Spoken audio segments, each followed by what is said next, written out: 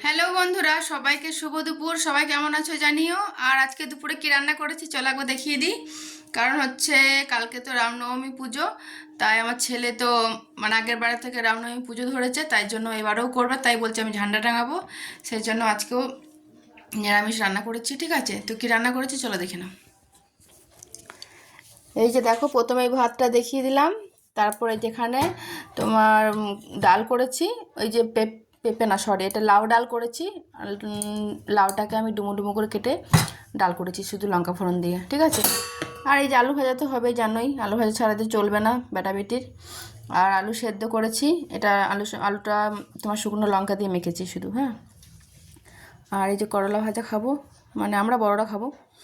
যাই হোক, আর এটা পাঁচ মিশালি একটা সবজি করেছি। আর এখানটা সবজির মধ্যে অনেক কিছু দেওয়া আছে, পটল, ঝিঙে, আলু, বেগুন, বরবটি, বিন, গাজর, তার ফুলকপি, অনেক কিছু দিয়ে এটা একটা তরকারি করেছি।